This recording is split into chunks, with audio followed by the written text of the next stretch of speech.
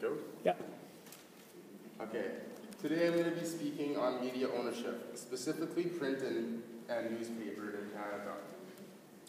Just recently I was flipping through channels and came across CTV covering this news story.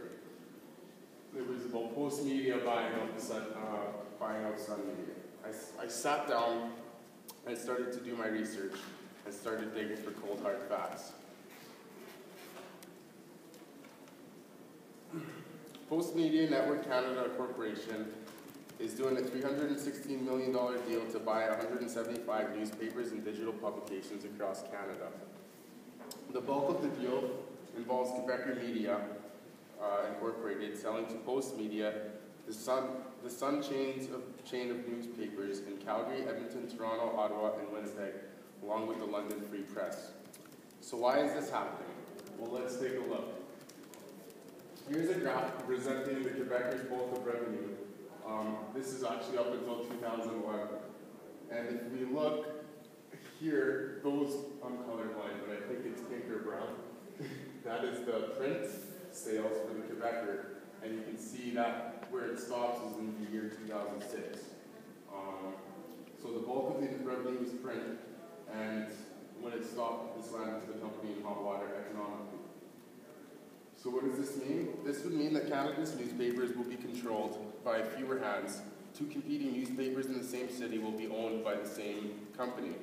This can be a very concerning issue. Notice how I said it can. The problem is there is less voice in the media, less opinion. Also, it raises public interest under the Competition Act. I started to develop a biased opinion, but then did more research and remembered my previous research. The Quebecer is in debt specifically because of its loss in print sales, which tells me less people are buying newspapers and finding other outlets and news sources. I learned that in Vancouver it has been happening for the last 6 years, where two major newspapers are owned by the same company, and it's been working. The main two worries are, will there be less opinion, and will less voices be heard? I would say most likely yes, if only you read the newspaper, which is rare in this day and age. Was this eventually inevitable? Maybe so. The merging happened so that they could save more newspapers rather than losing all of them. So where are the underlying sources that people are going for the news that they would usually go to the newspaper? Well, the internet. In a way, I guess we could say the digital age swallowed the newspaper. Newspapers have struggled to compete with online operators. Another concern is that these operators are mostly American, with no regulated content. Amazon, Google, Yahoo, Apple, Facebook, and Twitter are all American companies, and they're sources that we go as Canadians for outside news. So now what's happened with all of this, and how does this affect us? Well, for starters, job cuts in the print industry are ongoing, and there are less jobs each year for journalists wanting to go in the print industry. Postmedia President Paul Godfrey was quoted saying, "In order to survive and compete against the largest foreign-based digital businesses, we must be strong enough to fight and win." My opinion is this is a battle that they ultimately cannot win, and pursuing this has led to a single corporate monopoly and ownership over Canada's newspapers. This leads to job cuts too, less voices and opinion of journalists across Canada to get their stories heard. Is this the price to pay to save the paper? Is it better to let the newspaper go and maybe give a new chance for a new paper to rise up? Here's a few questions to ask yourselves.